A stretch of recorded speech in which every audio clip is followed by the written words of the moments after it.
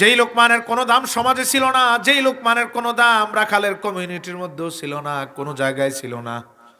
গ্রামবাসী হঠাৎ দেখে লোকমানের দাম এত বেড়ে গেছে, পৃথিবীর দামি দামি মন্ত্রী এবং দামি মানুষগুলো লোকমানের ভাঙ্গা দরজার সামনে দাঁড়িয়ে থাকে। সুবহানাল্লাহ। রাখালরা সহ গ্রামের কয়েকজন লোকমান আলাইহিস সালামের কাছে আসলেন, এসে বলেন, লোকমান, তুমি কি সেই লোকমান না যেই লোকমান বছরের পর বছর আমাদের সাথে বকরি চড়িয়েছ? লোকমান আলাইহিস সালাম বলেন, হ্যাঁ আমি সেই লোকমান। রাখালরা বলে, লোকমান, তুমি কি সেই লোকমান না যেই লোকমান দুপুর বেলা খাবার খেতে পারতা না? আমরা যখন খাবার খেতাম তুমি এক পাশে দাঁড়িয়ে থাকতা। লোকমান বলেন, হ্যাঁ আমি সেই লোকমান। রাখালরা বলে, লোকমান, তুমি কি সেই লোকমান না যেই লোকমানকে আমরা আমাদের মজলিসেও বসতে দিতাম না? আমরা গল্প করার সময় তুমি গিয়ে বসলে দুচ্ছার করে তাড়িয়ে দিতাম। লোকমান আলাইহিস সালাম বলেন, হ্যাঁ আমি সেই লোকমান। রাখালরা বলে, তাহলে আবার আমাদের খুলে বলো, যেই লোকমানের কোনো দাম সমাজের কারো কাছে ছিল না, আমরা রাখালদের কাছেও ছিল না, সেই লোকমান তার জীবনে এমন কি আমল করে করে আল্লাহর দরবারে তার দাম এত বাড়িয়ে দিয়েছে, এখন তার কথা শোনার জন্য পৃথিবীর দামি মানুষগুলো দরজায় দাঁড়িয়ে থাকে। লোকমান আলাইহিস সালাম বলেন, 5টা আমলের কারণে আল্লাহর দরবারে আমার এত দাম। কয়টা আমল? এটাই মূল মেসেজ। এই 5টা যদি আমরা আমল করতে পারি, বাস্তবায়ন করতে পারি, আমাদের দামও আল্লাহর দরবারে বেড়ে যাবে। কয়টা কয়টা কয়টা? লোকমান আলাইহিস সালাম বলেন, 5টা আমলের কারণে আল্লাহর কাছে আমার এত দাম। গদ্দি বাসারি। 1 নাম্বার, লোকমান আলাইহিস সালাম বলেন, তোমাদেরকে আল্লাহ 2টা চোখের নিয়ামত দিবেন, আমারও 2টা চোখ দিলেন। তোমরা তো তোমাদের চোখ দিয়ে যা তা দেখো, ভালো জিনিসের দিকে যেমন তাকাও, খারাপ জিনিসের দিকেও তাকাও। যেই নারীর দিকে তাকানো জায়েজ তার দিকে যেমন তাকাও, যার দিকে তাকানো জায়েজ নাই তার দিকে বেশি করে তাকাও। ঠিক না? বুঝেন না? যেই নারীর দিকে তাকানো জায়েজ নাই এর দিকে বেশি তাকাও। চোখের আমানত রক্ষা করো না, হুরমত রক্ষা করো না। আমি এগুলোর থেকে বিরত থাকি, চোখ দিয়ে গুনার কাজ করি না। আমার মনও চায় চোখটারে নারীর দিকে তাকাতে, কিন্তু আমি আল্লাহর ভয়ে তাকাই না। এই 2 চোখ হেফাজতে রাখার কারণে আল্লাহর দরবারে আমার দাম বেশি। চোখ আমাদের আছে না নাই? আমরা কি করি? ভালো কাজ যতটুকু করি, খারাপ কাজ 3 গুণ বেশি করি। ঠিক কিনা? এরপরে তো এটা আছেই। হ্যাঁ, ঘন্টার পর ঘন্টা ইউটিউবে চলে যায়, রাতের পর রাত ফেসবুকে রিলস দেখতে দেখতে সময় কাটিয়ে দেয়। ঠিক না ভাই? ঠিক। লোকমান আলাইহিস সালাম বলেন, আমি আমার চোখের হুরমত নষ্ট করি না, এই চোখ দিয়ে কোনো গুনার কাজ করি না। আমার রব রাগান্বিত হবে এমন কোন দিকে আমার চোখটারে আমি ফিরাই না, যার কারণে আল্লাহ খুশি হয়ে আমার দামটারে বাড়িয়ে দিয়েছেন। সুবহানাল্লাহ। আর আমরা চোখ দিয়ে ভালো কাজ এতটুকু করলে খারাপ কাজ তার 3 গুণ বেশি করি। ঠিক না? ধরেন 10 মিনিট যদি কোরআনের দিকে তাকিয়ে থাকি, শয়তান এমন করে ফেলে আর নজর ঠিক রাখতে পারি না, কখন কোরআন বন্ধ করব। ঠিক না ভাই? ঠিক। আধা ঘন্টা একটানা কোরআনের দিকে তাকায় থাকতে পারি না, বিরক্ত আসে। যে মানুষটা আধা ঘন্টা কোরআনের দিকে তাকায় থাকতে পারে না, ওই মানুষটা ঘন্টার পর ঘন্টা সিনেমার দিকে তাকিয়ে থাকে। বলে ভাই না, তার কোনো বিরক্তি নাই, রাতের পর রাত জেগে জেগে খেলা দেখে তার কোনো ক্লান্তি নাই। কিন্তু ভালো কাজ করতে গেলেই ওই কাজের মধ্যে আমাদেরকে শয়তান ক্লান্তি নিয়ে আসে। ঠিক কিনা বলেন? লোকমান আলাইহিস সালাম বলেন, আমি আমার চোখটারে বড় ভালো ব্যবহার করি, এই চোখ দিয়ে গুনার কাজ করি না, সওয়াবের কাজ করি, চোখের আমানত রক্ষা করে চলি, যার কারণে রব্বুল আলামিনের দরবারে আল্লাহ চোখের হেফাজতের কারণে আমার দামটারে এত গুণ বাড়িয়ে দিয়েছেন। সুবহানাল্লাহ। নবীজি মুসনাদ আহমদের বর্ণনায় বলেছেন, উম্মাত, মাইকটা একবারে বাজে, একবারে আমারই কি মাইক, আল্লাহই ভালো জানে।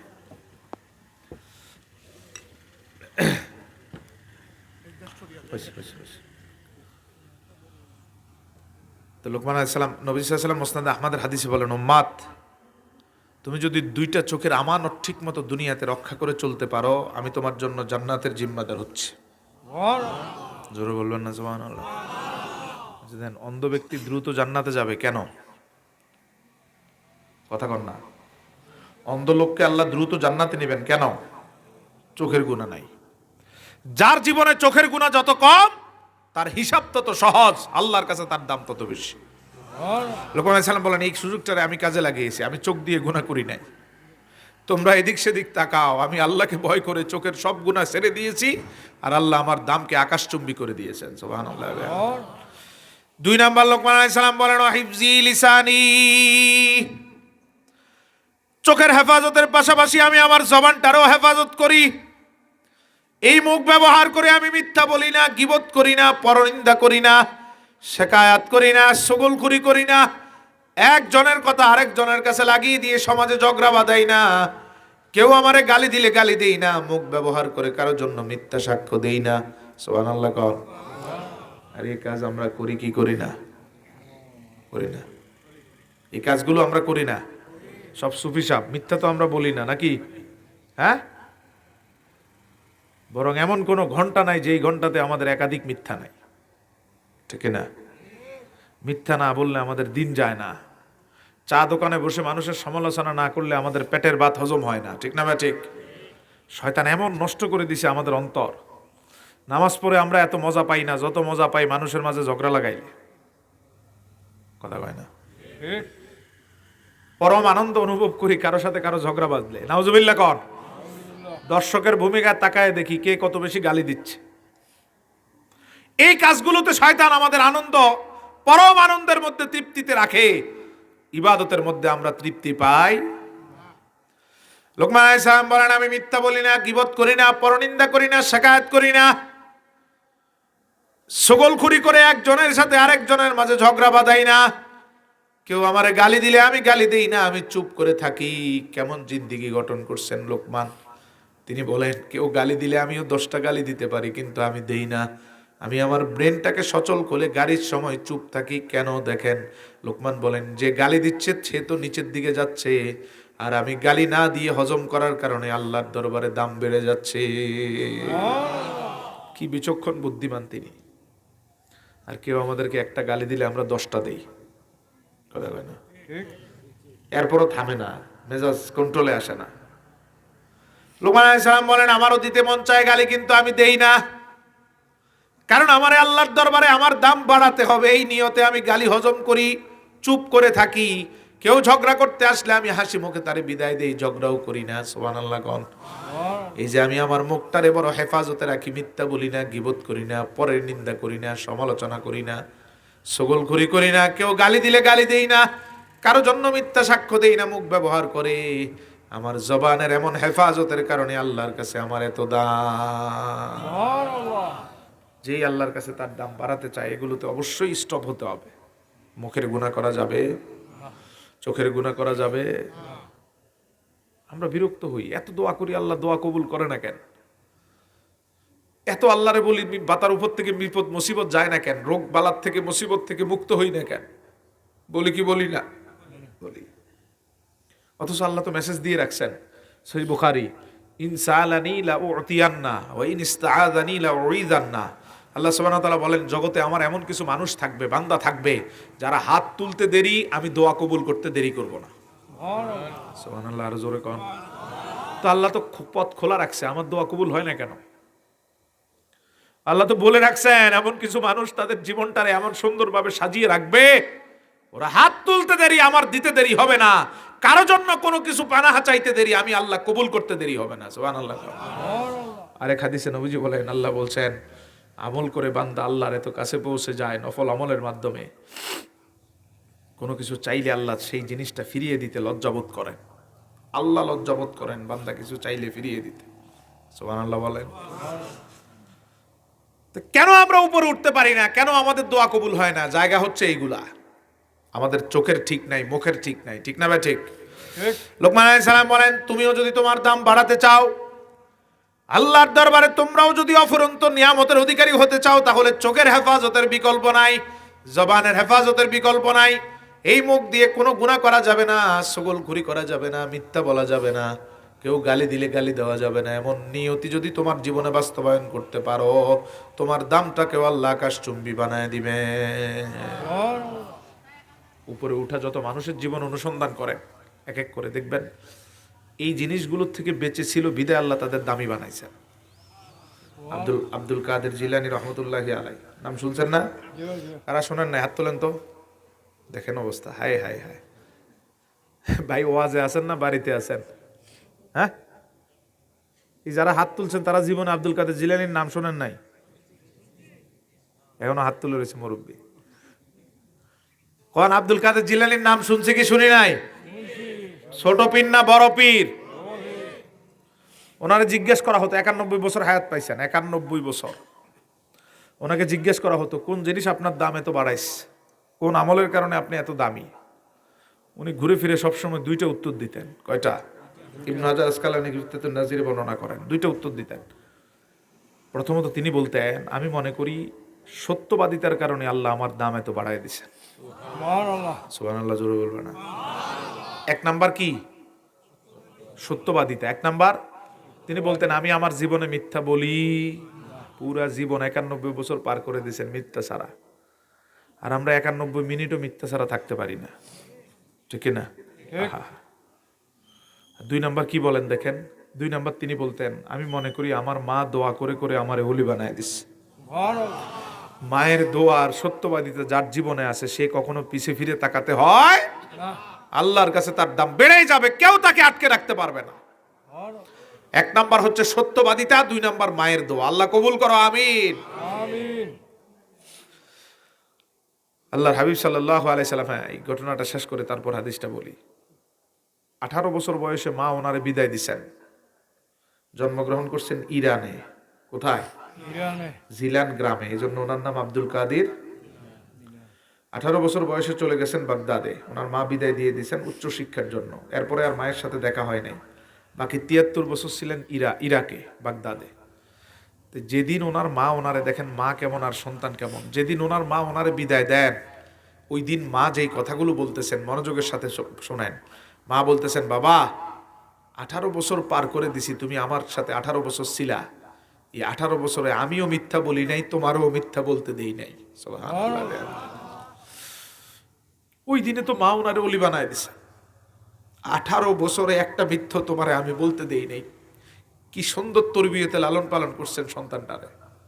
মা বলতেছেন, বাবা আমিও মিথ্যা বলি নাই। আল্লাহু আকবার কর।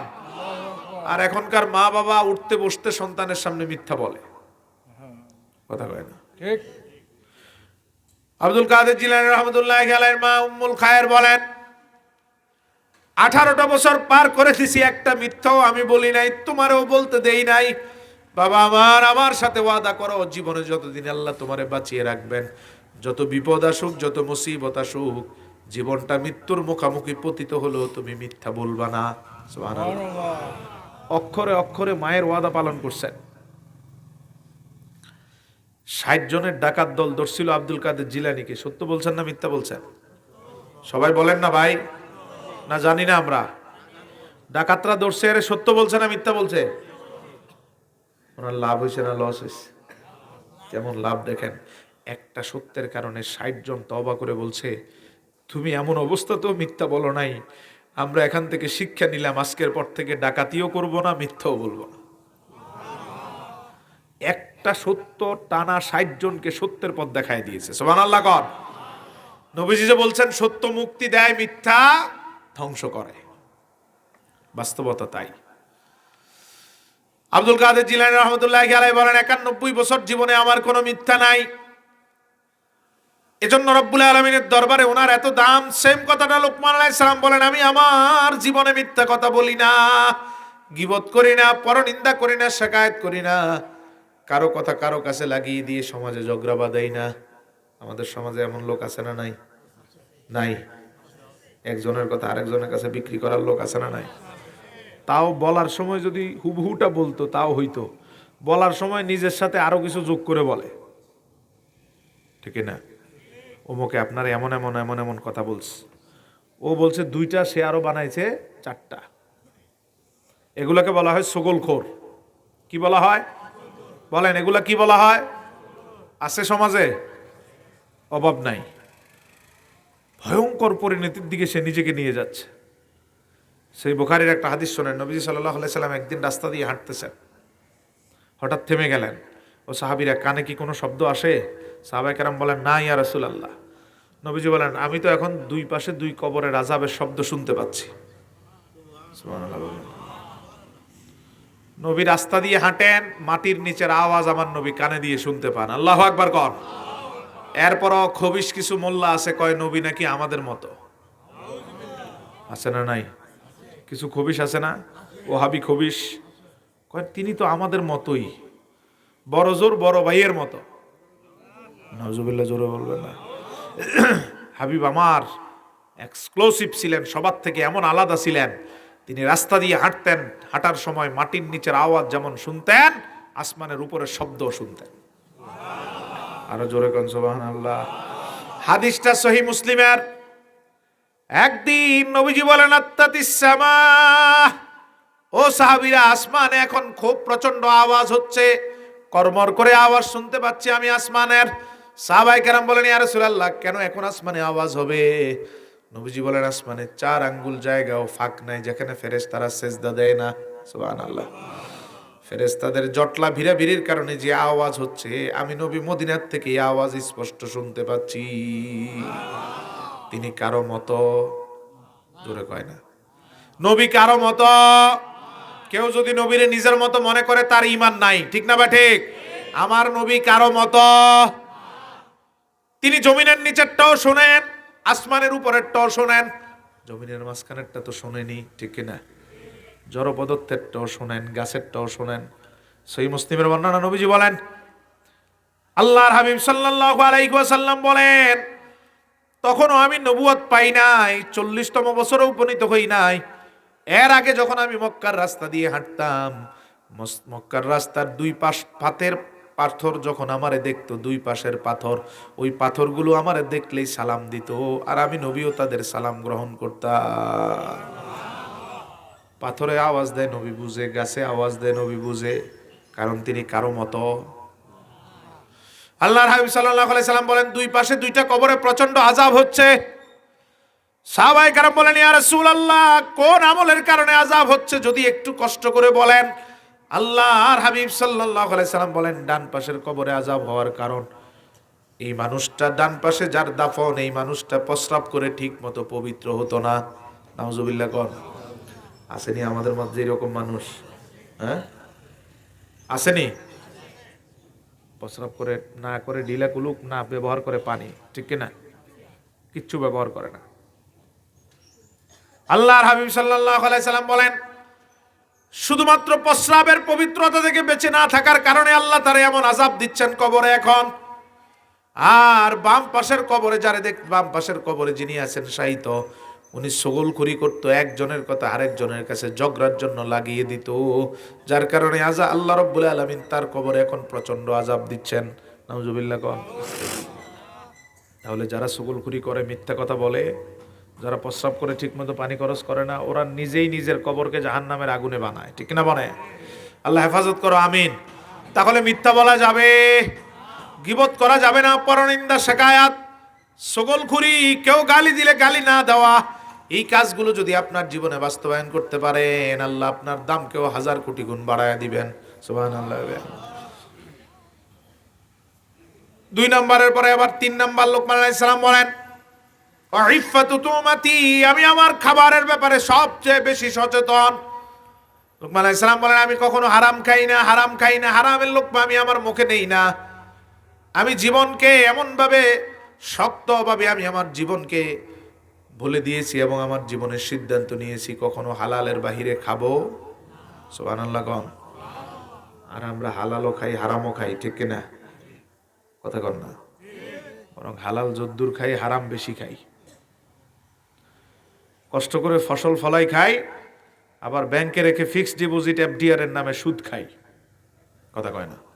নাই নাই নাই, ফিক্সড ডিপোজিট নাই, এফডিআর নাই, টোটালি সুদ, পুরাটাই সুদ, এক বিন্দু এর মধ্যে ভালো নাই। ইন্টারেস্ট যেটা বাড়তি নেন, নামের আগে ইসলামী থাকুক ব্যাংকের অথবা ইসলামী না থাকুক, পুরাটাই সুদ। পুরাটা কি? কথা কয় না। ক্লিয়ারলি বলেন, পুরাটা কি? আল্লাহ হেফাজত করো, বলে না আমিন। তো কষ্ট করে যেটা ফসল ফলাই, চাকরি করি, ব্যবসা করি, ফ্রেশলি খাই, আবার নির্বাচন আসলে প্রার্থীর পকেটের টাকা খাই। কথা কয় না। সব আল্লাহর ওলি, কেউ খায় না। এই এলাকায় আসে না টাকা, প্রার্থীর টাকা আসে না, আসবে না। আজকের থেকে 22 তারিখ তো 12 তারিখ পর্যন্ত আসবে কি না? এগুলো হালাল না হারাম? জোরে বলেন, সবাই বলেন। জানি, বুঝি, তারপরেও খাই, কামড়া কামড়ি করি, মারামারি লেগে যায় টাকার ভাগ নিয়ে, ঠিক না? এক এক সময় এক এক রকম। উঠান বৈঠকে বসলে একরকম খাবার, মিছিল করলে আরেক রকম। ভোটের আগের রাত্রে কি রাত কয়? কাল রাত। চান রাত না কাল রাত? ওই রাতে 1000, 2000, 3000 করে মাথা কিনে, ঠিক না? আল্লাহ হারাম থেকে আমাদের হেফাজত করুক, বলে না আমিন। যদি আপনি উপরে উঠার সিদ্ধান্ত নেন, সিদ্ধান্ত নিতে হবে হারাম খাবো। লোকমান আলাইহিস সালাম কি বলে দেখেন, মুনাজাতে বলে, আল্লাহ হারামের লোকমা মুখে আসার আগেই তুমি আমার জীবন নিয়ে নিও। আল্লাহু আকবার। আল্লাহ, হারাম খেয়ে আমার শরীর বাড়ানোর কোনো দরকার নাই, হারাম খেয়ে আরাম করার কোনো দরকার নাই। হারাম খেয়ে শরীরটারে জাহান্নামের জন্য প্রস্তুত করার থেকে তোমার কাছে চলে যাওয়া, কবরে চলে যাওয়া 1000 গুণ ভালো। সুবহানাল্লাহ। তাহলে হারাম খাবো। যদি উপরে উঠতে চান, জান্নাতের নিয়ামত ভোগ করতে চান, আল্লাহর ওলি হতে চান, জাহান্নাম থেকে যদি মুক্তি পেতে চান, তাহলে সিদ্ধান্ত নিতে হবে যেই কাজ উপরে উঠায় ওই কাজ করব, যেই কাজ নিচে নামায় ওইটা করব। সুদ খাবো, জোরে বলেন, গোশ খাবো, এই নির্বাচনে ময়লার হারাম টাকা গ্রহণ করব। আল্লাহ হেফাজত করো, বলেন আমিন। 4 নাম্বার আবার লোকমান আলাইহিস সালাম বলেন, কিসে আমার দাম এত বাড়াইছে দেখো। ওয়াহিফজি জারি, আমি আমার প্রতিবেশীর খুব যত্ন নেই, প্রতিবেশীর সাথে সদয়াচরণ করি, ভালো ব্যবহার করি, প্রতিবেশীর সাথে ঝগড়ামুক্ত জীবন যাপন করি। সুবহানাল্লাহ কোন। আর আমরা আমাদের জীবনের সবচেয়ে বেশি ঝগড়া তো প্রতিবেশীর সাথেই করি, ঠিক না? জীবনে যত ঝগড়া বেশিরভাগ পাশের ঘরের মানুষটার সাথে, পাশের 2 ঘর পরের মানুষটার সাথে, ঠিক না বেটে? লোকমান আলাইহিস সালাম বলেন, আমি আমার প্রতিবেশীর সাথে ঝগড়া করি না, প্রতিবেশী ঝগড়া করতে চাইলেও আমি ঝগড়া করি না। ও ঝগড়া করতে আসলে আমি তারে হাসি মুখে বিদায় দেই। কেন? কারণ এই জায়গাতে যে যত বেশি ঝগড়া মুক্ত থাকবে তার জান্নাত তত সহজ হয়ে যাবে। সুবহানাল্লাহ। আপনি আমি যে যত বেশি প্রতিবেশীর সাথে পারফরমেন্স ভালো করতে পারবো, জান্নাত তত সহজ হবে। আমল কম হলেও, আমি একটা হাদিস বলি, খুব মনোযোগে শুনবেন, জীবনের মোট পরিবর্তন হবে। সহিহ বুখারী হাদিসটা। কোন কিতাবের? বুখারী। এক মহল্লায় একজন মহিলার ইন্তেকালের পর সাহাবায়ে কেরাম নবীজির কাছে আসছেন, ইয়া রাসূলুল্লাহ, এই মহিলা রাতভর তাহাজ্জুদ নামাজ পড়তো। মনোযোগ আছে তো সবার? এই হাদিসটা খুব গুরুত্বপূর্ণ নিজের জীবন পরিবর্তনের জন্য। আরেকটা হাদিস বলবো এটার সাথে, এটাও বুখারীর। ইয়া রাসূলুল্লাহ, এই মহিলা সারা রাতভর তাহাজ্জুদ নামাজ পড়তো, জিকির আজকারে মত্ত থাকতো সারাদিন, নফল রোজায় থাকতো সারাদিন। আমল আছে না নাই? কম কম। মারা গেছে, সাহাবায়ে কেরাম এসে বলতেছেন নবীর কাছে, আমরা খুঁজে ওর কোনো দোষ খুঁজে পাই নাই, একটা দোষ 2-4 জন বলা বলি করছে ইয়া রাসূলুল্লাহ, বা যারা আছে তারা বলছে এই মহিলা প্রতিবেশীর সাথে খুব খারাপ ব্যবহার করত, ঝগড়া করত। এমনি আমল ঠিক ছিল কিন্তু মুখটা ছিল খুরদার। নবী সাল্লাল্লাহু আলাইহি ওয়াসাল্লাম বলেন, এই মহিলার ঠিকানা জাহান্নাম। নাউজুবিল্লাহ বলবেন না? আমল কম না বেশি? কয়েকদিন পরে একই মহল্লার আরেকজন মহিলার ইন্তেকাল। সাহাবায়ে কেরাম এসে বলেন, ইয়া রাসূলুল্লাহ, এই মহিলা এত বেশি আমল করতো না, এত বেশি তাহাজ্জুদ পড়তো না, এত বেশি নফল ইবাদত তার আমল নামায় নাই, সারাদিন ভর রোজা রাখা যেই নিয়ম সেটা সে পালন করতো না, নফল রোজা কম রাখতো, জিকির আজকার কম রাখতো। তবে তার জীবনে সবাই এই কথা বলছে, প্রতিবেশীর সাথে করতো মধুর আচরণ, খুব ভালো সম্পর্ক। মুস্কি হেসে নবীজি বলেন, মহিলার ঠিকানা জান্নাত। আল্লাহ, কি বুঝলেন মিয়া সাহেব? বুখারীর হাদিস। রাশি রাশি আমল, প্রতিবেশীর সাথে বাজে আচরণ, ঠিকানা জাহান্নাম। আমল কম, প্রতিবেশীর সাথে ভালো ব্যবহার, সুসম্পর্ক, ঠিকানা জান্নাত। সুবহানাল্লাহ কর। খুব সহজে আপনি আপনার জান্নাতটারে বিনির্মাণ করতে পারেন। এবং নবীজি মুসনাদে আহমদের হাদিসে বলছেন, কিয়ামতের ময়দানে আল্লাহ সবচেয়ে বেশি মানুষকে জান্নাতে নিবেন উত্তম আচরণের কারণে, ভালো আচরণের কারণে। আল্লাহু আকবার। ভালো আচরণ সহজেই মানুষকে জান্নাতে নিয়ে যায়। তেমন এই মহিলা দেখলেন আমল কম, ঠিকানা জান্নাত, শুধু প্রতিবেশীর সাথে ভালো ব্যবহার।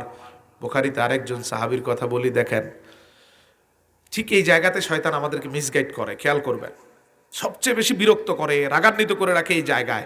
কারণ শয়তান সহজে জান্নাতে আমাদের যেতে দিবে আমি আপনিও বুঝি না, শয়তানের ফাঁদে পা দিয়ে রাখি।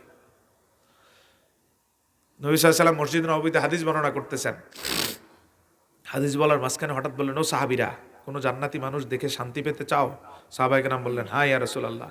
নবীজি বলে, একটু পরে যে মানুষটা ঢুকবে তার চেহারার দিকে তাকায়ও। সুবহানাল্লাহ। দুনিয়ায় থাকতে জান্নাতি মানুষ দেখতে পাবা। রাসূল বলার পরে একটু পরে সাহাবায়ে কেরাম খুব মনোযোগের সাথে দেখতেছেন কে ঢুকে। দেখলেন যে একজন সাহাবী একটু পরে ঢুকছেন। সুবহানাল্লাহ। ওই সাহাবী জানে না নবী তার ব্যাপারে এটা বলছেন, কিন্তু সব সাহাবী জানে নবীজি তার ব্যাপারে জান্নাত বলছে। এর কয়েকদিন পরে আবার আরেকদিন নবীজি বলেন, জান্নাতি মানুষ তোমরা দেখতে চাইলে একটু পরে আমার পাশে যে মানুষটা আসবে তার দিকে তাকাইও। ঠিক প্রথম দিন যেই মানুষটা ঢুকছেন, দ্বিতীয় দিন একই মানুষ। আহ, কি সৌভাগ্য তার! একই মানুষ দ্বিতীয় দিন যার ব্যাপারে নবী জান্নাতি বলছেন। আরেকদিন নবীজি বলতেছেন, জান্নাতি কোনো মানুষ দেখে মন শান্ত করতে চাইলে একটু পরের মানুষটার দিকে তাকাইও। তৃতীয় দিন আবার একই ব্যক্তি। সুবহানাল্লাহ। কয়দিন? আব্দুল্লাহ ইবনে ওমর পাগল পারা হয়ে গেছেন, কি এমন আমল করে সেই লোকটা দামি হয়ে গেছে। জামা কাপড় নিয়ে 3 দিন থাকার জন্য তার বাড়িতে গিয়ে হাজির। ভাই, তুমি কি আমার মেহমান হিসেবে রাখবা? সাহাবী তো খুশি। আপনার মতো এরকম বিচক্ষণ, মেধাবী, জলিলুল কদর, রসুলের স্নেহধন্য সাহাবী পেলে তো, আমার মেহমান হিসেবে পেলে তো আমি বড় খুশি। 3 দিনের জন্য মেহমান হিসেবে কবুল করলেন। আব্দুল্লাহ ইবনে ওমর তো মেহমানদারি করার জন্য মেহমান হয়ে আসেন না, উনি আসছেন 3 দিন পর্যবেক্ষণ করবেন কি এমন গোপন আমল করেন যার কারণে নবী 3 দিন তারে জান্নাতি বলছেন। এটা আমিও আমার জীবনে বাস্তবায়ন করব। সুবহানাল্লাহ। গেছেন আমল দেখতে, তো উনি মনোযোগের সাথে দেখতেছেন। সাহাবী তো আর জানে না। ওনার চিন্তা হলো, দেখি রাতের কয়টায় উঠে, কখন থেকে কান্নাকাটি করে, তাহাজ্জুদ কত রাকাত পড়ে, কেমনে পড়ে, সব আমি শিখে যাব। তো দেখতেছেন যে রাত 1টা, 2টা, 3টা, 4টা, 5টা পার হয়ে গেছে, উঠে না। ফজরের আজান দিছে, ঘুম থেকে উঠছে, রসুলের সাথে গিয়ে ফজরের নামাজ পড়ছে। তারপরে ফিরে আসছে, দিনের বেলাও তেমন নফল কিছু পড়তে দেখেন নাই। তিনি মনে করছেন প্রথম দিন পড়ে নাই, দ্বিতীয় দিন পড়বে। দ্বিতীয় দিন গভীর মনোযোগ, দ্বিতীয় দিন একই অবস্থা, কোনো বাড়তি আমল নাই, শুধু রসুল্লাহর দরবারে গিয়ে নামাজ পড়েন, আবার চলে আসে। তৃতীয় দিন আবার মনোযোগের সাথে দেখতেছেন, তাহাজ্জুদ নাই, ইশরাকও নাই, অন্য নফল ইবাদতগুলোও নাই। 3 দিন পার হয়ে যাওয়ার পরে আবার সাহাবীকে ধরছে আব্দুল্লাহ ইবনে ওমর, ভাই, আমি শুধু মেহমান হওয়ার জন্য তোমার এখানে আসি নাই, 3 দিন নবী তোমারে জান্নাতি বলছেন। সুবহানাল্লাহ। আমি দেখতে আসছি কি এমন গোপন আমল করে তুমি আল্লাহরে রাজি করায় ফেলছো। লোকটা চোখের পানি ছেড়ে দিস, ভাই, আমি এমন আমল করতে পারি না, তবে প্রতিদিন শোয়ার আগে 2টা কথা আল্লাহর কাছে বলে তারপরে ঘুমাই। সুবহানাল্লাহ। কথাগুলো কি দেখেন, বুখারীর বর্ণনা, সাহাবী বলেন, প্রতিদিন ঘুমানোর আগে আমি 2টা কথা আল্লাহর কাছে বলি। 1 নাম্বার, আমি আল্লাহরে বলি, আল্লাহ, আজকে সারাদিন যে মানুষ আমারে কষ্ট দিছে, রব্বুল আলামিন, আজকে সারাদিন যারা আমারে ঠকাইছে, আজকে সারাদিন যারা আমার সাথে বাজে ব্যবহার করছে, আজকে সারাদিন আমার যেভাবে কষ্ট দিছে, তোমারে সাক্ষী রেখে আমি তাদের সবাইরে মাফ করে দিলাম। আল্লাহ আল্লাহ। এবার বলতেছে, আল্লাহ, আমি তো মাফ করে দিছি, তুমিও মাফ করে দাও। আর আমরা কেউ আমাদেরকে কথা দিয়ে আঘাত দিলে 12 বছর মনে রাখি, কথা কয় না। সুযোগ পাইলে তার ঝাঁজ মিটাই, ঠিক কিনা? বাটে পাইলে তারে ধরি, যে অমুক সময় তো আমার সাথে এমনটা করছে। তিনি নগদ দিনেরটা দিনে মাফ করে দেন। আল্লাহ, হয়তো না বুঝে সে আমার সাথে এমনটা করছে, আমারে গালে দিছে, আমার সাথে খারাপ ব্যবহার করছে, আমি চাই আমিও মাফ করে দিছি, তুমিও মাফ করে দাও। সুবহানাল্লাহ। বলেন, এই মানসিকতার মানুষ যদি সমাজের সবাই হয়ে যায়, জন্মের পর জন্ম চলে গেলেও সমাজে কোনো ঝগড়া হবে না, কথা কয় না? হবে ঝগড়া? একজন আরেকজনের মাফ করে দিবে, আল্লাহর কাছে কান্না করবে একজন আরেকজনের জন্য, আল্লাহ, ওই লোকটা আমারে ধাক্কা দিছে, আমারে ঘুষি মারছে, সে বুঝে নাই, গুনাহ হয়েছে তার, আমি মাফ করে দিছি, তুমিও মাফ করে দাও। সুবহানাল্লাহ। এই কথা কত ওয়েটফুল, এবং আল্লাহ কি দিচ্ছে দেখেন, শুধু 2টা কথার কারণে তারে কত উপরে উঠায় দিছে। তারপর বলেন, সাহাবী বলেন, এই কথা বলে এরপরে আমি আল্লাহরে বলি, আল্লাহ, কোন ইমানদার মুসলমানের ব্যাপারে আমার অন্তরে কখনো হিংসা আইনো না, আমি মানুষের জন্য হিংসা মুক্ত জীবন চাই। আল্লাহু আকবার কন। আব্দুল্লাহ ইবনে ওমর চোখের পানি ছেড়ে দিয়ে বলেন, এজন্যই নবী তোমারে 3 দিন জান্নাতি বলছেন। আমলে যত তাড়াতাড়ি জান্নাতে যেতে পারবেন, তার থেকে 1000 গুণ আগে জান্নাতে যাবেন মানুষের সাথে ভালো ব্যবহার আর লেনদেনে ভালো থাকলে। সুবহানাল্লাহ। লুকমান আলাইহিস সালাম বলেন, এজন্য আমি মানুষের সাথে ঝগড়া করি না, কেউ ঝগড়ার নিয়তে আমার কাছে আসলে হাসি মুখে বিদায় দেই, কারণ আমি তো জানি এই জায়গাতে একটু নরম থাকলে আল্লাহর কাছে দাম বেড়ে যায়। আমি তো জানি এই জায়গায় একটু ভালো পরিচয় দিতে পারলে জান্নাতটা বড় হয়ে যায়। সুবহানাল্লাহ। তাহলে 4 নাম্বার হচ্ছে প্রতিবেশীর সাথে ভালো আচরণ করা যাবে কি যাবে না? কথা কয় না। আমরা তো প্রতিবেশীর সাথে সবচেয়ে বেশি ঝগড়া করি, ঠিক কিনা? আমাদের বেশিরভাগ ঝগড়া হয় কার সাথে? লোকমান আলাইহিস সালাম বলেন, দেখেন আমার ডানে 10 গড়, বামে 10 গড়, সামনে 10 গড়, পিছনে 10 গড়, মোট কত গড় হলো? হ্যাঁ, 40 না 40? মোট কত গড় হলো? তিনি বলেন, তোমরা খোঁজ করে দেখো, এই 40 গড়ের কেউ কখনো আমার জন্য বদদোয়া করে না, সবাই দোয়া করে। আপনি চিন্তা করে বুঝতে পারতেছেন কিনা জানি না, কি পরিমাণ সৌন্দর্য এবং সহানুভূতিশীল হলে একাধারে 40 গড়ের মানুষ ওনার পিছনে একযোগে ওনার জন্য দোয়া করে। আল্লাহ আকবার। আর আমরা এমন জীবন সাজাইছি, বেশিরভাগ মানুষ আমাদের জন্য দোয়া করে না বদদোয়া করে? কথা কয় না, জোরে কর, বদদোয়া করে। লোকমান আলাইহিস সালাম বলেন, আমি আমার প্রতিবেশীর সাথে এত মধুর সম্পর্ক রাখি, এত মধুর আচরণ করি, সবাই আমার জন্য দোয়া করে, কেউ আমার জন্য বদদোয়া করে না।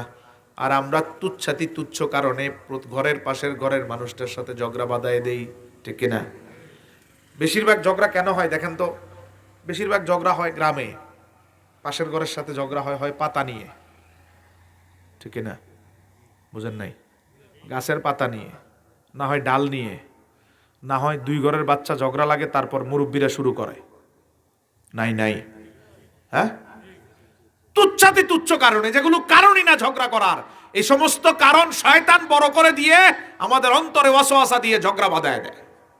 কারণ এখানে ঝগড়া হলেই আপনার অবস্থান নিচে নামবে, এখানে বড় মানসিকতার পরিচয় দিলেই তো শয়তান ক্ষতিগ্রস্ত হবে, আপনি জান্নাতি হয়ে যাবেন। সুবহানাল্লাহ। এবং শয়তান এত বেশি শয়তান, শয়তান তো শয়তানি ধূর্ত। প্রতিদিন রাতের বেলায় শয়তান তার আসনে সারাদিনের ডিউটির হিসাব নেয়। ধরেন এই যে লক্ষণা বন্ধ, এখানে শয়তানের কয়েক হাজার টিম আছে না নাই? এক এক ঘরে, এক এক পরিবারে, এক এক বাড়িতে, মাদ্রাসাতে শত শত টিম কাজ করে সারাদিন।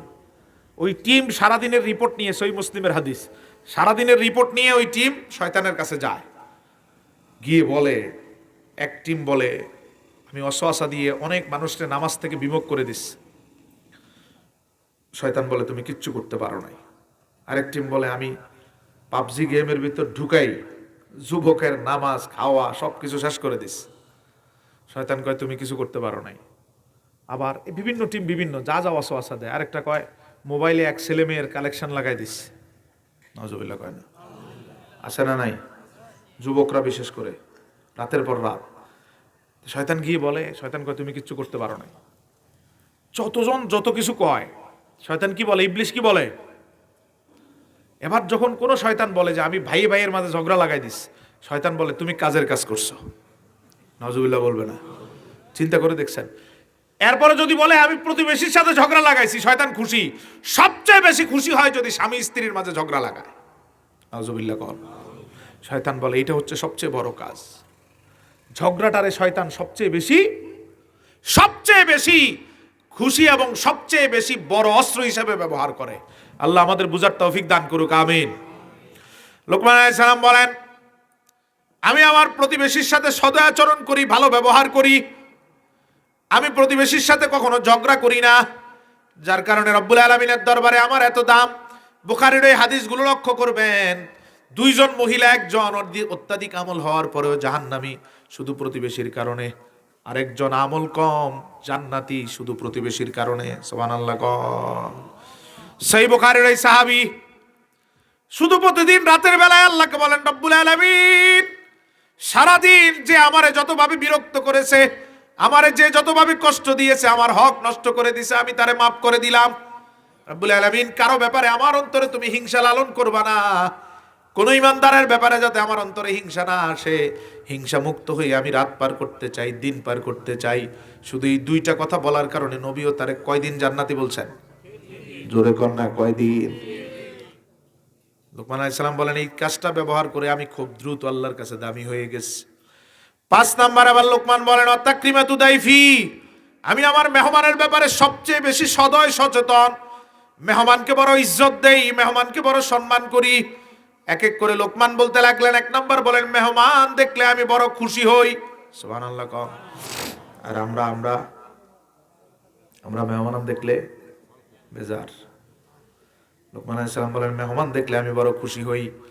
তারপরে লোকমান আলাইহিস সালাম বলেন, ইবনু কাসির বর্ণনা করেন, ইবনু জারির তাবারি বর্ণনা করেন, লোকমান আলাইহিস সালাম বলেন এমন যদি হয় 3 দিন আমার পার হয়ে যায় কোনো মেহমান আমার ঘরে আসে না, 3 দিন কোনো মানুষের মুখে আমি খাবার তুলে দিতে পারি না, আল্লাহর দরবারে 3 দিন শেষ হতে না হতে দোয়া করি রব্বুল আলামিন 3 দিন পার হয়ে গেল কোনো মেহমান আসে নাই, কারো মুখে খাবার তুলে দিতে পারি নাই, হয়তো কোনো কারণে তুমি আমার উপর রাগান্বিত, দয়া করে আমারে মাফ করে দিয়ে আমার ঘরে মেহমান পাঠিয়ে ঘরের বরকত বাড়িয়ে দাও।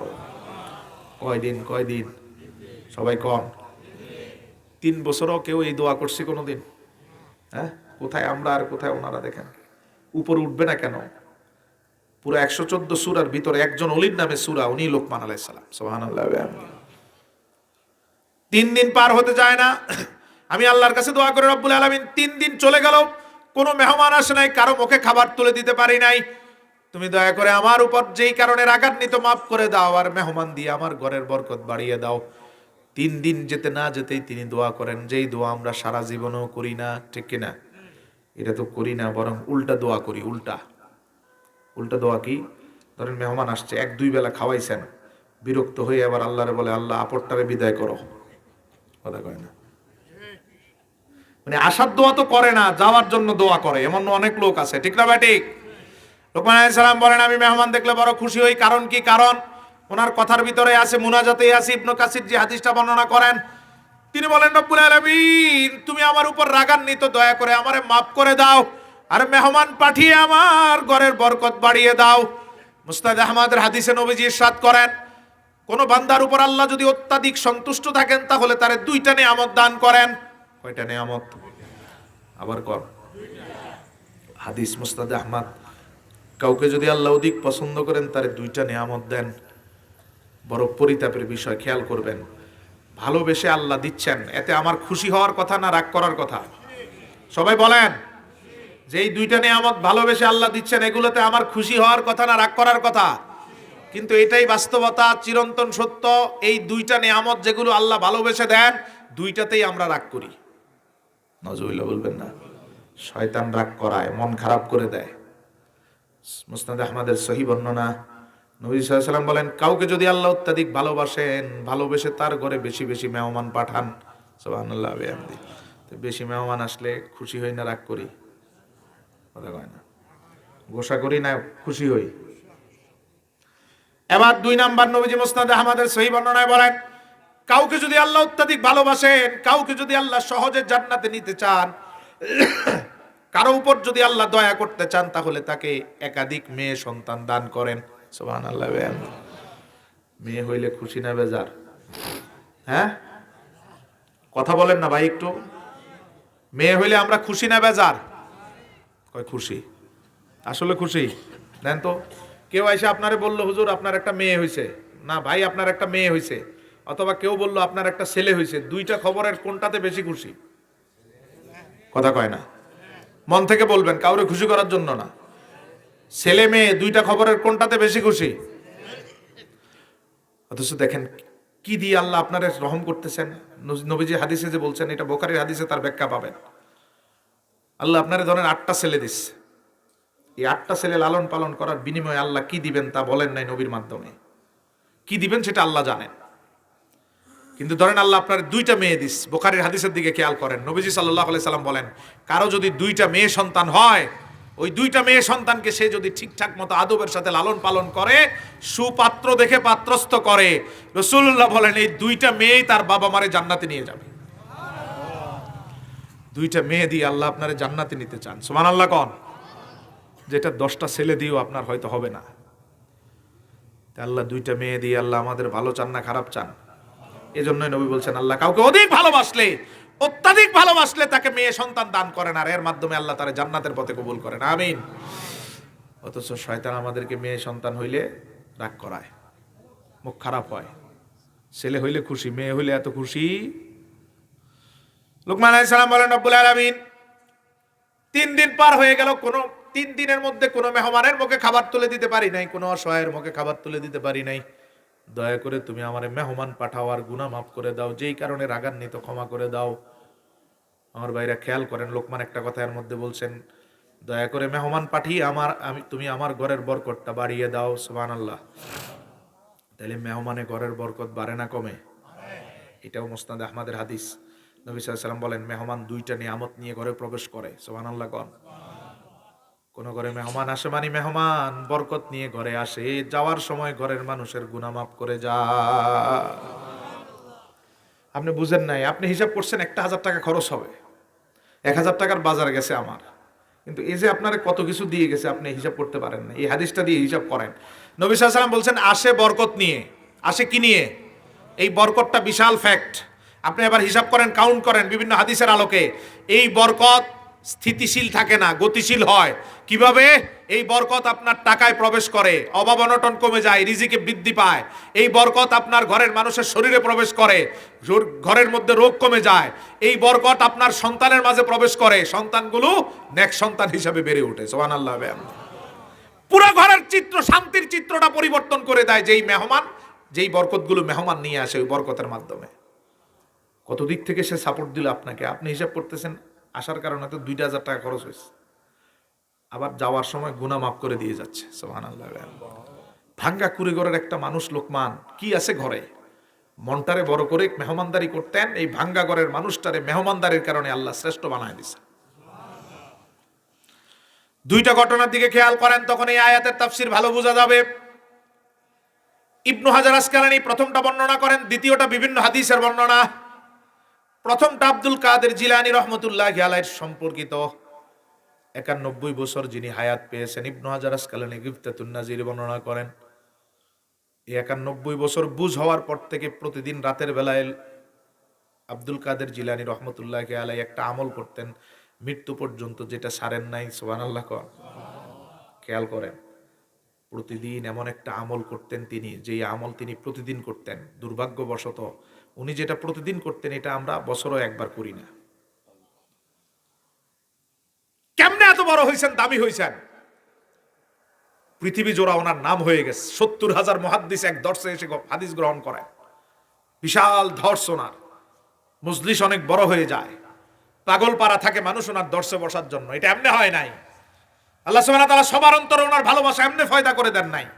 প্রতিদিন এশার নামাজের পরে আমলটা করতেন, ছাড়েন নাই। আমলটা কি ইবনে হাজার আসকালানী বর্ণনা করেন। খেয়াল করেন, প্রতিদিন এশার নামাজের পরে রুটির ঝুড়ি মাথায় নিয়ে রাস্তায় রাস্তায় হাঁটতেন। রাস্তার পাশের কোন মানুষটা না খেয়ে আছে তার মুখে রুটি দিবেন, কোন ঘরে রান্না হয় নাই সেই ঘরে রুটি পৌঁছে দিবেন। এজন্য সুবহানাল্লাহ। ছোট পীর না বড় পীর? জোরে কয় না। রাস্তায় হাঁটতে হাঁটতে পা ফুলিয়ে ফেলেন। তো ছেলে আব্দুল্লাহ বলতেছেন শেষ দিকে এসে, বাবা আপনার হাঁটতে অনেক বড় কষ্ট হয়, নিঃশ্বাস নিতে কষ্ট হয়, হাঁপিয়ে যান, দয়া করে আপনি ঘরে বিশ্রাম করেন, আমরা আপনার কাজগুলো করি। খাবার বিতরণ চলবে, আমরা মানুষের ঘরে খাবার পৌঁছে দিব, তবে সেটা আমরা করব, আপনি বিশ্রাম নেন। ইবনে হাজার আসকালানী বর্ণনা করেন, আব্দুল কাদের জিলানী রহমতুল্লাহি আলাইহি বলেন, বাবা কোরআন হাদিস দীর্ঘ গবেষণা করে আমি যা পেলাম, মানুষের মুখে খাবার তুলে দিলে আল্লাহ যত তাড়াতাড়ি খুশি হন, দুনিয়ার কোনো আমলে এত তাড়াতাড়ি খুশি হন না। এজন্য আমি চাই প্রতিটা রাতে আল্লাহ যাতে আমার উপর সদয় দৃষ্টি দেন, প্রতি রাতে যাতে আল্লাহ আমার মর্যাদা বাড়িয়ে দেন। সুবহানাল্লাহ। কারণ এমনি উনি বড় পীর না ছোট পীর? এগুলো ওনার করার দরকার আছে হয় না? যে যত বড় হতে চায় এই সমস্ত কাজ তাকে তত বেশি করতে হবে, ঠিক কিনা বলেন? একটু চোখ বুঝালেই দেখবেন, দেখেন 82 বছর বয়স, 83 বছর বয়স, রাস্তায় রাস্তায় হাঁটেন, আছে না নাই? আল্লামা ইমাদউদ্দিন চৌধুরী ফুলতুলি রহমতুল্লাহি মুদ্দাজিল্লাহুল আলী, আল্লাহ ওনার হায়াতে অফুরন্ত বরকত দান করুক, আমিন। কেউ ওনার এই কাজ থেকে আটকাতে পারে না। আপনি আব্দুল কাদের জিলানী রহমতুল্লাহি আলাইহি যে মেসেজটা ইবনে হাজার আসকালানী দিয়েছেন, মিলায় দেখেন। আমি তো আব্দুল কাদের জিলানীকে ওনাকে এই কাজ থেকে ওনারে সরাতে পারে নাই।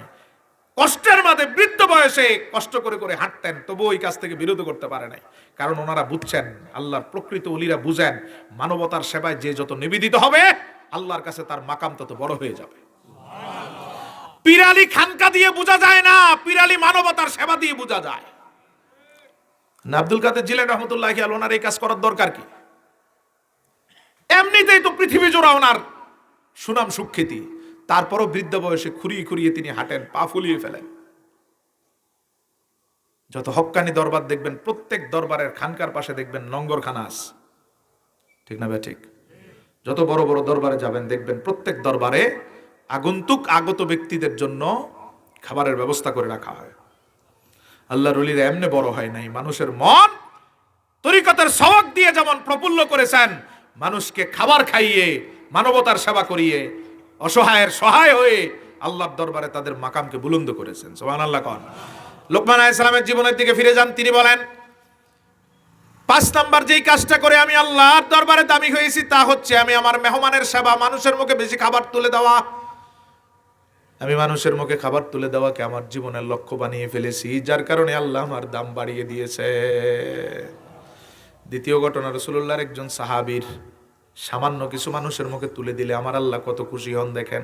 এটা তো হাদিসে কুদসি, আর এখন যেটা বলছি ঘটনাটার আগে বুখারীর বর্ণনা। রাসূলুল্লাহ সাল্লাল্লাহু আলাইহি সাল্লাম বলেন, হাসরের ময়দানে আল্লাহ বলবেন, বান্দা আমি তোমার কাছে একদিন খাবার চাইছি, তুমি আমারে খাবার দাও নাই। বান্দা আজীব হবে, আল্লাহ চাইলে মানুষ দিবে না, এরকম মানুষ তো থাকতে পারে না। আল্লাহ আপনি চাইবেন মানুষ দিবে না, এটা কখনো হতে পারে না। মানুষ চাইলে মানুষ ফিরিয়ে দিতে পারে, কিন্তু আল্লাহ চাইলে মানুষ কখনো আল্লাহকে ফিরিয়ে দিবে? আর আল্লাহ চাইতেও পারেন না, আল্লাহ তো অমুখাপেক্ষী। আল্লাহ বলেন না আমি চেয়েছি তুমি দাও নাই। আল্লাহ এটা কিভাবে সম্ভব? আল্লাহ সুবহানাহু ওয়া তাআলা বলবেন, স্মরণ করো তো অমুক দিন অমুক সময় একটা ভিক্ষুক, একটা ক্ষুধার্ত ব্যক্তি, অসহায় ব্যক্তি তোমার কাছে হাত পেতেছিল, তুমি দাও নাই। ওই দিন তার হাতে খাবার দিলে আমি আল্লাহর হাতে দেওয়া হতো। অসহায় পীড়িত মানুষ শীতে কষ্ট পেয়েছে কাপড়ের অভাবে, তুমি দেখেও দাও নাই, ওই দিন তার গায়ে চাদর জড়িয়ে দিলে আমি আল্লাহর গায়ে দেওয়া। বুখারী মুসলিমের বর্ণনা, হাদিসে কুদসি। এই কাজটাকে আল্লাহ এত বড় করে দিয়েছেন। লোকমান আলাইহিস সালাম এই কাজ ব্যবহার করে যে এত উপরে উঠছেন কেন? আব্দুল কাদের জিলানী কেন এই কাজের প্রতি মৃত্যু পর্যন্ত লালায়িত থাকবেন? আল্লাহর হাবিবের সাহাবীর এই ঘটনা দেখে বুঝবেন, সামান্য কিছু মানুষের মুখে তুলে দিলে আমার আল্লাহর আরশ কিভাবে খুশি হয়। ক্ষুধার্ত অবস্থায় মদিনায় যার বাড়ি, আনসার, তিনি কিছু খান নাই, দুপুরে রান্না হয় নাই। একেবারে সহিহ সব হাদিসের কিতাবগুলোতে এই ঘটনা বিশ্বনাথ বর্ণিত আছে। তিনি কিছু খান নাই, ক্ষুধার্ত অবস্থায় ঘরে ভালো লাগতেছি না বিদায় রাসূলুল্লাহর দরবারে চলে আসছেন। আল্লাহর হাবিবের দরবারে এসে দেখেন নবীজি মেহমান বন্টন করতেছেন। মুহাজির যারা আসছে মক্কা থেকে তাদেরকে বিভিন্ন ঘরে মেহমান করে নবীজি পাঠাচ্ছেন। উনি তো না খেয়ে আসছেন, ক্ষুধার্ত। উনি ওইখানে বসে বসে যখন দেখেন মেহমান বন্টন করতেছেন নবীজি, তিনি আল্লাহর কাছে দোয়া করতেছেন, আল্লাহ এখানের একটা মেহমানের মুখে যদি কিছু তুলে দিতে পারতাম আমার কলিজাটা শান্ত হতো। সুবহানাল্লাহ। তিনি খেয়ে আসেন না খেয়ে আসেন, নিজের খাবার দরকার, এটা চায় না আল্লাহর কাছে। নিজের পরিবারের খাবারটা চাইতেছে না, তিনি চাইতেছেন কোনো একটা মানুষের মুখে যদি কিছু তুলে দিতে পারতাম। সুবহানাল্লাহ। আল্লাহর দরবারে দোয়াটা কবুল হয়ে গেছে। আল্লাহ সুবহানাহু ওয়া তাআলা রাসূলুল্লাহর মাধ্যমে একজন মেহমান দিলেন, তিনি নিয়ে যাচ্ছেন। তো ঘরে তো সকালেও দুপুরেও রান্না হয় নাই, রাতেও রান্না হবে না। বাচ্চাটা কান্না করতেছেন, দেখে গেছেন। এসে দেখেন বাচ্চাটা ঘুমাই গেছে, কোনো কিছু দিতে পারে নাই বাচ্চার হাতে স্ত্রী।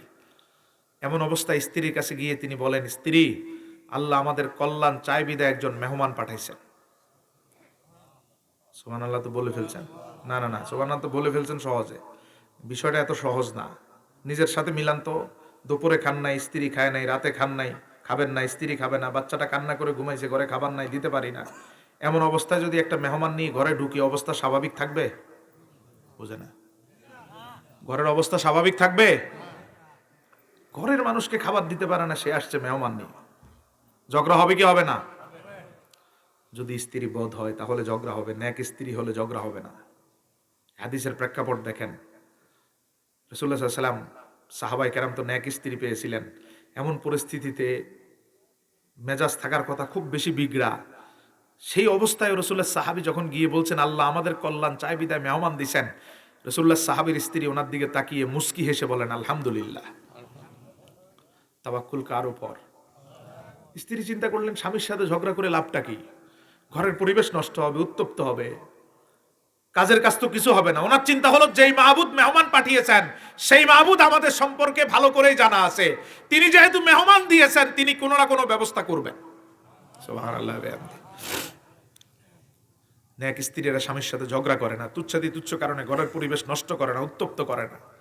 আর নবী সাল্লাল্লাহু আলাইহি ওয়াসাল্লাম ন্যাক স্ত্রীর ব্যাপারে বলেছেন, যেই ঘরে ন্যাক স্ত্রী আছে ওই ঘরে জান্নাতের সুখ আছে। সুবহানাল্লাহ।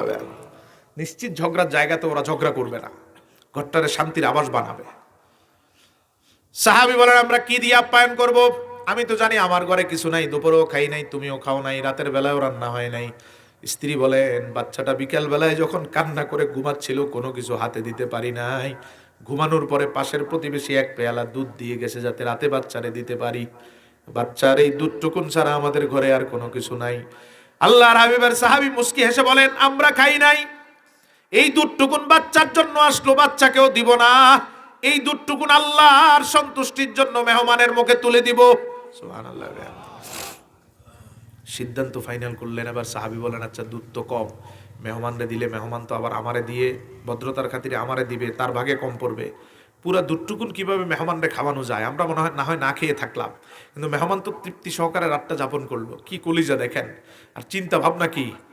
তো স্ত্রীও দেখেন সহযোগিতা করতেছে কেমন, ঝগড়া তো করেই না, বিরক্ত তো করেই না, উল্টা সহযোগিতা করতেছে, পরামর্শ দেয়। আচ্ছা স্বামী, আপনি যখন দুধটুকুন মেহমানের হাতে দিবেন তার আগেই যদি আমি ঘরের বাতিটা বন্ধ করে দেই, তাহলে তো মেহমান বুঝবে না আমাদের ঘরে কতটুক দুধ আছে, তারে কতটুক দিলাম, আমরা খাচ্ছি কি খাচ্ছি না, ও তো আর বুঝবে না।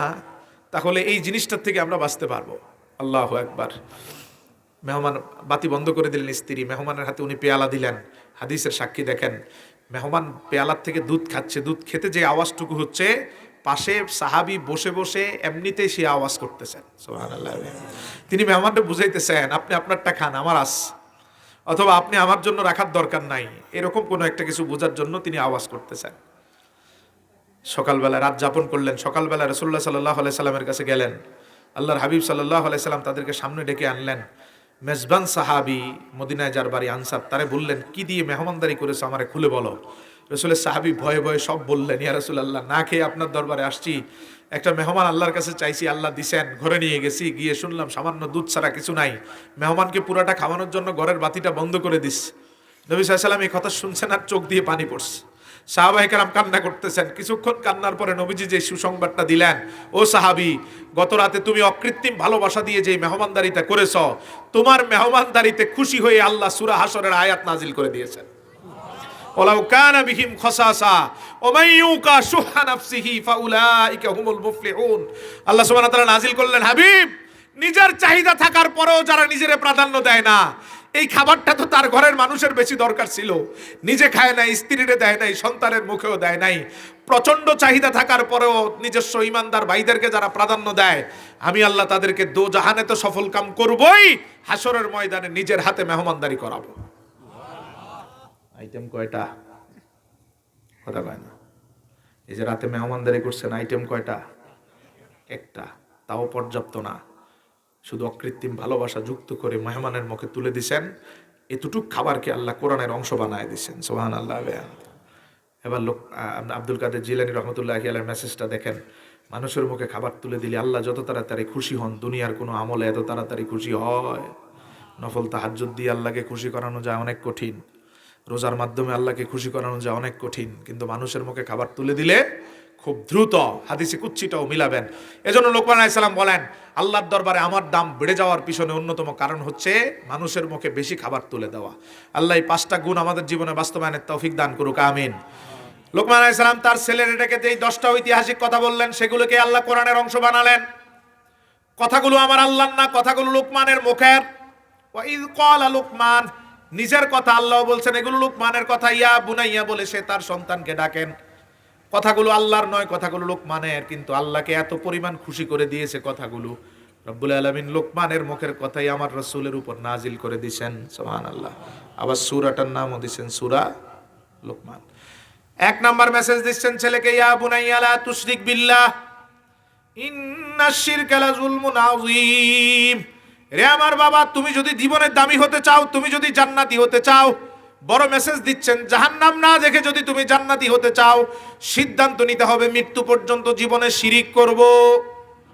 কথা আস্তে কর, আবার বলেন, শিরিক করব।